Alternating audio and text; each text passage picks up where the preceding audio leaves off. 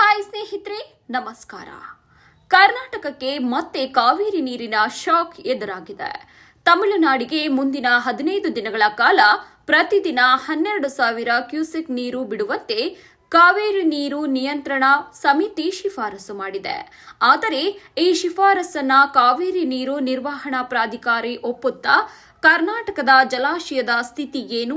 ತಮಿಳುನಾಡಿಗೆ ಈಗಾಗಲೇ ಎಷ್ಟು ನೀರು ಹರಿದು ಹೋಗಿದೆ ಎಂಬುದರ ಸಂಪೂರ್ಣ ಮಾಹಿತಿಯನ್ನ ಈ ಒಂದು ವಿಡಿಯೋದಲ್ಲಿ ನಾವು ನಿಮಗೆ ತಿಳಿಸಿಕೊಡ್ತೇವೆ. ಅದಕ್ಕೂ ಮುಂಚೆ ಯಾರೆಲ್ಲ ನಮ್ಮ ಡಿಜಿಟಲ್ ಅಸ್ತ್ರ ಯೂಟ್ಯೂಬ್ ಚಾನೆಲ್ ಅನ್ನ ಸಬ್ಸ್ಕ್ರೈಬ್ ಮಾಡಿಲ್ವೋ ದಯವಿಟ್ಟು ಸಬ್ಸ್ಕ್ರೈಬ್ ಮಾಡಿ. ಅಲ್ಲದೆ ಈ ಒಂದು ವಿಡಿಯೋವನ್ನ ಸಂಪೂರ್ಣವಾಗಿ ನೋಡಿ. ಹೌದು ಸ್ನೇಹಿತರೆ, ಕಾವೇರಿ ನೀರು ಹಂಚಿಕೆ ವಿಚಾರದಲ್ಲಿ ಕರ್ನಾಟಕಕ್ಕೆ ಮತ್ತೊಂದು ಸವಾಲು ಎದುರಾಗಿದೆ.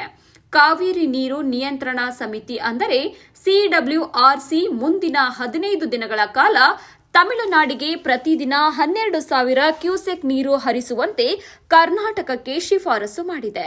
ದೆಹಲಿಯಲ್ಲಿರುವ CWMA ಕಚೇರಿಯಲ್ಲಿ ಇಂದು ಬೆಳಿಗ್ಗೆ ಅಧ್ಯಕ್ಷ ವಿನೀತ್ ಗುಪ್ತಾ ಅವರ ನೇತೃತ್ವದಲ್ಲಿ ಮಹತ್ವದ ಸಭೆ ನಡೆಯಿತು. ಸಭೆಯಲ್ಲಿ ಕರ್ನಾಟಕದ ಪರವಾಗಿ ಕಾವೇರಿ ನೀರಾವರಿ ನಿಗಮದ ವ್ಯವಸ್ಥಾಪಕ ನಿರ್ದೇಶಕ ಮಹೇಶ್ ಅವರು ಭಾಗವಹಿಸಿದ್ರು.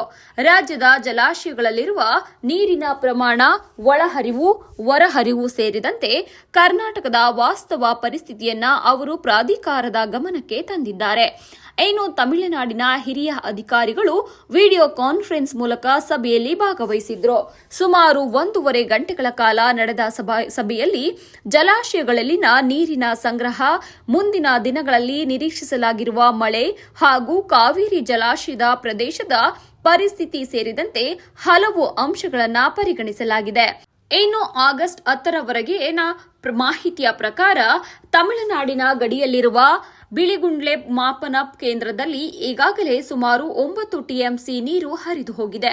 ಇದೀಗ CWRC ಶಿಫಾರಸಿನಂತೆ ಮುಂದಿನ 15 ದಿನಗಳ ಕಾಲ ಪ್ರತಿದಿನ 12,000 ಕ್ಯೂಸೆಕ್ ನೀರು ಹರಿಸಿದರೆ ತಮಿಳುನಾಡಿಗೆ ಹರಿಯುವ ಒಟ್ಟು ನೀರಿನ ಪ್ರಮಾಣ ಸುಮಾರು 16 TMCಗೆ ತಲುಪುವ ಸಾಧ್ಯತೆ ಇದೆ. CWRC ಮಾಡಿರುವ ಶಿಫಾರಸನ್ನು CWMA ಸಂಪೂರ್ಣವಾಗಿ ಒಪ್ಪುತ್ತಾ ಅಥವಾ ಕರ್ನಾಟಕದ ವಾದವನ್ನ ಪರಿಗಣಿಸಿ ನೀರು ಬಿಡುವ ಪ್ರಮಾಣದಲ್ಲಿ ಬದಲಾವಣೆ ಮಾಡುತ್ತಾ? ಇನ್ನೊಂದೆಡೆ ರಾಜ್ಯದ ಜಲಾಶಯಗಳ ನೀರಿನ ಮಟ್ಟ ಮತ್ತು ರೈತರ ಹಿತಾಸಕ್ತಿಯನ್ನ ಗಮನದಲ್ಲಿಟ್ಟುಕೊಂಡು ಕರ್ನಾಟಕ ಸರ್ಕಾರ ಯಾವ ನಿರ್ಧಾರ ಕೈಗೊಳ್ಳಲಿದೆ ಎಂಬುದು ಕುತೂಹಲ ಮೂಡಿಸಿದೆ. ಇನ್ನು ಕಾವೇರಿ ನೀರಿನ ವಿಚಾರದಲ್ಲಿ ಇಂದಿನ CWMA ಸಭೆಯ ನಿರ್ಧಾರ ಇದೀಗ ಅತ್ಯಂತ ಮಹತ್ವ ಪಡೆದುಕೊಂಡಿದೆ.